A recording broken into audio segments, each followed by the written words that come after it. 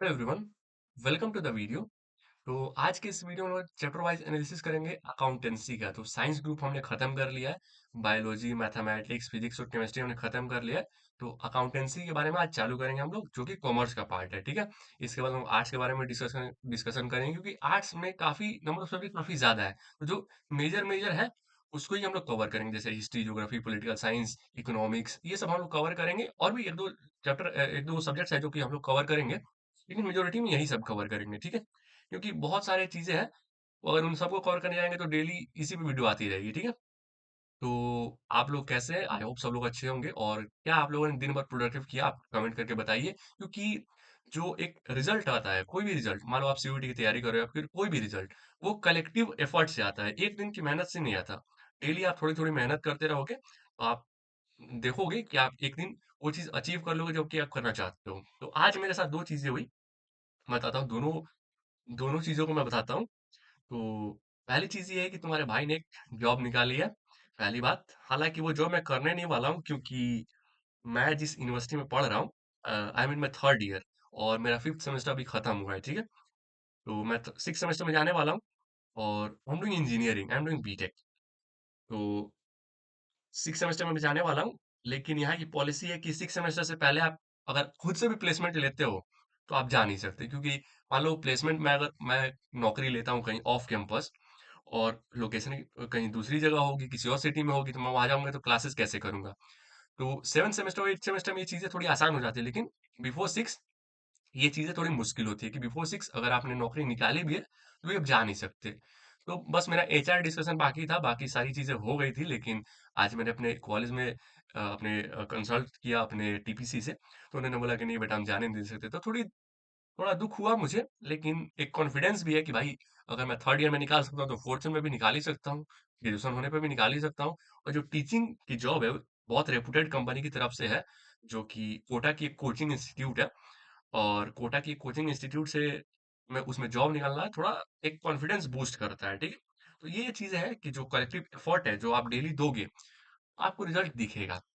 और दूसरी चीज हुई जो थोड़ी पर्सनल है, लेकिन उसमें एक लेसन मेरे को सीखने को मिला आज कि I was talking to my ex. Technically she is not my ex, so ऐसा कुछ था नहीं कि मैं उसको एक्स बोलूं। तो आप कह सकते हैं परिचित, जान पहचान कभी थी एक जमाने में। अभी तो वो भी नहीं है। तो आज मेरी मुझे रियलाइज हुआ कि मानसिक शांति बहुत जरूरी है। ठीक है। क्योंकि ये चीजें आप नहीं रहेगी तो आप कहीं शांत नहीं रह पाओगे। आप कितना भी अचीव कर लो, कुछ भी कर लो, आप शांत नहीं रहोगे। ठीक है। तो ये चीज है कि अगर तुम सही हो, अगर तुम अपने आप से ऑनेस्ट हो, अगर तुम मान लो किसी रिलेशनशिप में भी हो या फिर कहीं भी पढ़ाई कर रहे हो, कहीं भी ऑनेस्ट हो, तुम लॉयल हो उस चीज के लिए, जिस चीज को भी तुम चाहते हो, अगर तुम उस चीज के लिए लॉयल हो, देन तुम हमेशा पाओगे कि तुम हमेशा खुशी रहोगे। हाँ, वो टेम्पररी दुख तुम्हें हो सकता है, लेकिन अगर तुम अपने आप में ही एक चीटर हो, या फिर अपने आप में ही तुम छोटी छोटी बातों को लेके झूठ बोलते हो, या फिर इस तरह की चीजें करते हो कि भाई अपने आप से तुम झूठ बोलते हो। ठीक है। तुम्हारा कैरेक्टर वैसा नहीं है कि कोई तुम्हें ट्रस्ट कर सके, तो वो चीजें हैं तो तुम बहुत दुखी रहोगे। टेम्पररी सुख तुम्हें मिल सकता है, लेकिन तुम अल्टीमेटली दुखी रहोगे। जैसे मैं बता रहा हूँ कि I am very honest to myself. जहां तक मुझे लगता है कि भाई मैं जो भी करता हूँ एकदम ऑनेस्टी के साथ करता हूँ। तो मेरा एक फेज था कि 6-8 महीने में बहुत दुखी था, बहुत दुखी था, बहुत मतलब टेंशन में रहता था। ये हो गया मेरे साथ, वो हो गया। लेकिन धीरे धीरे वो कम हो गया। ठीक है। अब काफी अच्छा है। तो मैं एकदम चिल रहता हूँ, कोई दिक्कत नहीं है, कोई टेंशन नहीं है। लेकिन आज मैंने जिस पर्सन से बात की, she was very happy when I was depressed. So she was very happy. और क्या है कि शी इज लाइक लाइक उसकी अपनी जिंदगी है, मैं उसकी आइडेंटिटी रिवील नहीं कर रहा हूँ। लेकिन अगर तुम अपने आप से तुम ईमानदार नहीं हो, अगर तुम कोई भी काम कर रहे हो उसके लिए लॉयल नहीं हो, तो तुम अपने आप से कहाँ भागोगे। मान लो कि दो लोग रिलेशनशिप में होते हैं, या फिर तुम मान लो तुम सीयूईटी को लेके ही देख लो कि तुम और सीयूईटी एक साथ हो। ठीक है। तुम सीयूईटी के लिए लॉयल नहीं हो, सीयूईटी के लिए प्रयास नहीं कर रहे, सीयूईटी को अपना एफर्ट नहीं दे रहे, क्या करेगा? सीयूईटी को थोड़ा तकलीफ होगा भाई, या फिर सामने वाले को तकलीफ होगा कि भाई थोड़ा उसको 6 महीने दुख होगा। फिर अलग लोग आएंगे, अलग तरह से प्रयास करेंगे। लेकिन तुम अगर अपने आप से एक बेईमानी रखते हो, ऑनेस्ट नहीं हो, लॉयल नहीं हो अपने आप से, तुम अपने आप से कहाँ भागोगे? अपने आप से तो भाग नहीं सकते, अपने आप से नहीं भाग सकते, तो मेंटल ट्रॉमा तुम्हें हमेशा रहेगा ही रहेगा। आज सीयूईटी के साथ है, कल सीयूईटी पीजी के साथ होगा, यूजीसी नेट के साथ होगा, यूपीएससी के साथ होगा, अदर एग्जाम के साथ होगा, एसएससी के साथ होगा। तो वही चीज रिलेशनशिप में भी लागू होती है कि आज तुम एक चीज के लिए लॉयल नहीं हो, तो उसमें तुम्हें अपने आप से ट्रॉमा हो रहा है, दूसरी बार जाओगे उसमें भी होगा, तीसरी बार भी होगा। और जो मुझे रियलाइज हुई बात करके कि भाई इंसान अगर लॉयल नहीं रहता तो बहुत परेशान ही रहता है भाई। तो काफी दुख हुआ ये सुन के, मतलब रियलाइज हुआ तो काफी दुख हुआ कि भाई जिस व्यक्ति के लिए मैं कभी अच्छा सोचा करता था, अच्छा तो मैं आज भी सोचता हूँ, लेकिन मुझे उस चीज से भी उतना फर्क पड़ता नहीं है कि क्या है, लेकिन दुख ही देकर थोड़ा दुख हुआ। तो अच्छा तो नहीं लगा। चलिए इस पे हम लोग वापिस आते हैं। बाकी आप लोगों के लिए सजेशन है कि भाई रहो तो ईमानदार रहो, नहीं तो फिर मत रहो, कोई फायदा नहीं है, अदरवाइज तुम्हें ही दिक्कत होगी बाद में, लॉन्ग टर्म में तुम्हें ही दिक्कत होगी। मैं अपना बताता हूँ कि मुझे शॉर्ट टर्म में थोड़ी दिक्कत हुई थी, 6-8 महीने काफी बहुत ज्यादा दिक्कत हुई थी। फिर एकदम चिल हो गया सब मामला, क्या है, बहुत चिल है भाई।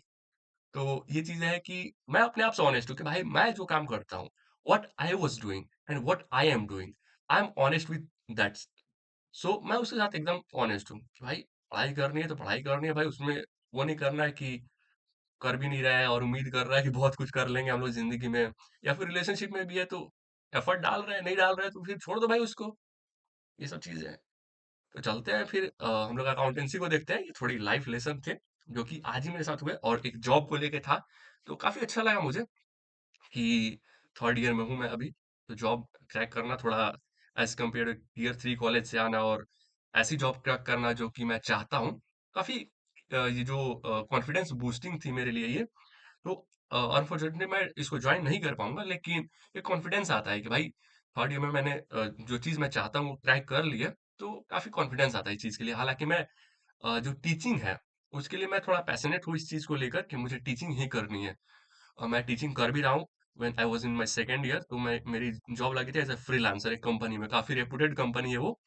तुम लोगों ने नाम सुना होगा, हालांकि नाम मैं नहीं ले सकता, तो नाम आप लोगों ने सुना भी होगा। काफी अच्छी कंपनी है। उसका नाम वी से शुरू होता है, वी।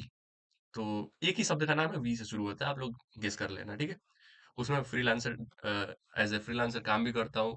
ये जो कोचिंग थी, ये कोटा की काफी बड़ी कोचिंग थी। और आप लोग गेस कर सकते हो कि जिसने कोटा बनाया, जिसने कोटा शहर को कोटा फैक्ट्री बनाया, जिसने कोटा को एजुकेशन हब बनाया, आईआईटी जेई का हब बनाया, वो कोचिंग थी। तो आप लोग गेस कर सकते हो कौन सी कोचिंग है। और इसमें लास्ट राउंड तक जाना, और अनफॉर्चुनेटली मैं उसको ज्वाइन नहीं कर पाऊंगा क्योंकि कॉलेज को नहीं छोड़ सकता भाई मैं, क्योंकि डिग्री पूरी करनी है, ग्रेजुएशन पूरा करना है। मैं वैसे लोगों में नहीं हूँ जो ड्रॉप आउट कर दे ये चीजों के लिए, क्योंकि ये मैं आज कर सकता हूँ, ये मैं कल भी कर सकता हूँ, ठीक है। मैं ड्रॉप आउट नहीं कर रहा हूँ, और आगे देखा जाएगा फिर क्या होता है। तो ये काफी कॉन्फिडेंस बूस्टिंग था मेरे लिए। और जो चीजें मानसिक शांति वाली मैंने बताई, अपने आप से ऑनेस्ट रहना है, कम से कम अपने आप से ऑनेस्ट रहोगे।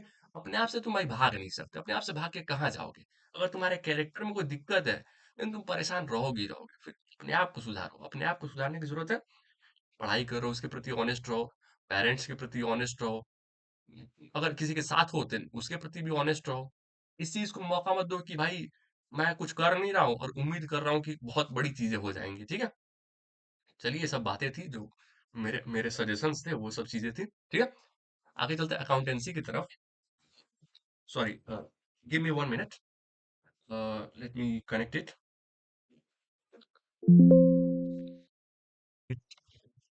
फर्स्ट, या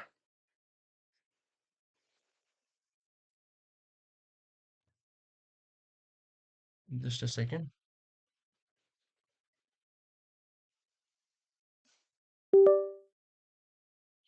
तो हम्म, क्या है, कट रहा है क्या? हम्म, तो बात करते हैं पहले यूनिट की। पहले यूनिट का नाम है रिकॉन्स्टिट्यूशन ऑफ पार्टनरशिप। तो इससे काफी ज्यादा सवाल आते हैं। इससे सवाल पहले साल आया था 10, फिर 11, फिर 11, फिर 10 से 12 सवाल पिछले साल भी आया था। तो ये बहुत हाई वेटेज चैप्टर है। तो रिकॉन्स्टिट्यूशन ऑफ पार्टनरशिप में कई टॉपिक्स है, तो ये एक चैप्टर है, इसके अंदर टॉपिक्स भी है। तो इसको आप नहीं छोड़ सकते, इसको don't skip this, don't skip, इसको नहीं छोड़ना है, ठीक है। दूसरा है analysis of financial statements. Analysis of financial statement से पहले साल आते हैं 7 7 सवाल, फिर 8 सवाल, फिर 7 सवाल, फिर 7 सवाल। तो फिर अगेन इस साल भी 7 से 8 सवाल आएंगे। मोस्ट प्रोबेबली 7 सवाल ही आए या 6 सवाल, ठीक है? अगला है accounting for share and debenture capital. Accounting for share and debenture capital से आए थे पहले साल 6 सवाल, फिर 7 सवाल, फिर 6 सवाल और फिर 7 सवाल। अगेन ये भी 6-7 का रेशियो ही चल रहा है, तो फिर से उम्मीद कर सकते हैं 6 से 7 सवाल फिर से आएँगे, ठीक है? ओके? अगला है accounting not for profit organization. तो नॉट फॉर प्रॉफिट ऑर्गेनाइजेशन के लिए अकाउंटिंग जो उससे कितने सवाल आए थे? 5, फिर 6, फिर 5 और फिर 5। तो इससे भी 5 से 6 सवाल। इस कॉमर्स के इस सब्जेक्ट में मुझे ऐसा बहुत ज़्यादा नहीं लगा कि बहुत ज़्यादा डिफरेंस आ रहा है। जो पैटर्न है वो फॉलो हो रहा है इस पेपर में। 10 से 12 सवाल तो हमेशा 10 से 12 ही आ रहे हैं। 5-6 सवाल तो हमेशा 5 से 6 ही आ रहे हैं। ठीक है? 5 से 6 सवाल इससे भी आप मान के चल सकते हो। अगला है partnership fundamental and final accounts. तो पार्टनरशिप फंडामेंटल और फाइनल अकाउंट से कितने सवाल सवाल आए थे? 5 सवाल, फिर 6 सवाल, फिर 6 सवाल और फिर 5 सवाल। तो फिर 5 से 6 सवाल की उम्मीद आप कर सकते हो। तो ये डेटा दिखाने का मकसद यही है कि आप इसको देख के आप समझ पाओ कि किससे कितने सवाल आ सकते हैं और कौन-सा हाई वेटेज टॉपिक है जिसको इग्नोर आप नहीं कर सकते। इसको बिल्कुल इग्नोर नहीं करना है कौन से टॉपिक को? जो पहला हमारा था। जो पहला टॉपिक जैसे 10 से 12 सवाल आए थे उसके अंदर हालाँकि सब टॉपिक्स है, लेकिन उसको इग्नोर नहीं करना है, ठीक है? और भी जो चीज़ें हैं वो काफ़ी इम्पोर्टेंट है। ऐसा नहीं है कि 5 सवाल है उसको इग्नोर कर देना है। 5 भी काफ़ी हाई वेटेज है, ठीक है? तो इग्नोर किसी को नहीं करना है। लेकिन जो जैसे ज़्यादा सवाल है उसको बिल्कुल इग्नोर नहीं करना है, ठीक है? अगला है डिसोल्यूशन ऑफ पार्टनरशिप फॉर्म्स। तो इससे कितने सवाल आए थे? 4 सवाल, फिर 5 सवाल, फिर 5 सवाल और फिर 4 सवाल। तो इससे भी 4-5 का रेशियो चल रहा है। 4 से 5 सवाल फिर से आ जाएँगे। अगला है statement of changes in financial position. तो statement of changes in financial position में कितने सवाल आए थे? 4 सवाल, फिर 5 सवाल, फिर 5 सवाल, फिर 5 सवाल। तो इससे अगेन फिर से 4 से 5 सवाल आ जाएँगे, मोस्ट प्रोबेबली 5 ही आएँगे, क्योंकि पिछले 3 साल का डेटा यही दिखा रहा है कि 5 आ रहे हैं, ठीक है? अगला है कंप्यूटराइज्ड अकाउंटिंग सिस्टम। इससे 4 सवाल, इससे 4 सवाल, इससे 4 सवाल, फिर 5 सवाल। इससे भी 4 से 5 की उम्मीद आप रख सकते हो और इसमें क्या है कि नंबर ऑफ क्वेश्चन बढ़ भी सकते हैं किसी ऐसे टॉपिक पे जिसमें जो लंबा है। जैसे मान लीजिए कि कोई ऐसा डिसोल्यूशन ऑफ पार्टनरशिप फॉर्म्स, इसके अंदर जितने टॉपिक होंगे, उन सबको भी आपको डिटेल में पढ़ना है। क्योंकि उसके अंदर मान लीजिए सब टॉपिक्स होंगे, उससे भी सवाल आ सकते हैं।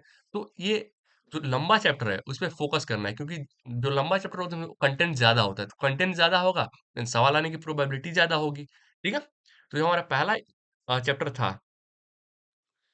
ये रिकॉन्स्टिट्यूशन ऑफ पार्टनरशिप इससे 10 सवाल आए थे, फिर 11 फिर 11 फिर 10 से 12 तो इसको आप बिल्कुल स्किप नहीं कीजिएगा। लेकिन बाकी जो है, उसको भी स्किप नहीं करना है। ऐसा नहीं है कि ये 7 सवाल भी बहुत ज़्यादा वेटेज रखता है। 7 सवाल मतलब 35 मार्क्स 5 ही मार्क्स का आता है ना?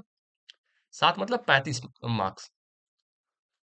35 मार्क्स लूज़ करना बहुत बड़ी बात हो जाएगी, तो 35 मार्क्स क्यों लूज़ करना? तो इम्पोर्टेंट सारी सारी चीज़ें हैं, सारे चैप्टर्स इम्पोर्टेंट है, लेकिन जो जो हाई वेटेज है, ऑब्वियस सी बात है उसका उसकी प्रायोरिटी ज़्यादा होगी, उसका रिवीजन ज़्यादा होगा। क्योंकि यहाँ से अगर आप इसको छोड़ दोगे, 50 मार्क्स का सवाल है, 50 नंबर का सवाल है भाई, 50 नंबर नहीं छोड़ सकते है ना? तो बिल्कुल इसको छोड़ना नहीं है, छोड़ना किसी चैप्टर को नहीं है, लेकिन ध्यान रखना है हर एक चैप्टर का और खास करके पहला जो रिकॉन्स्टिट्यूशन ऑफ पार्टनरशिप है बिल्कुल इसका, ठीक है?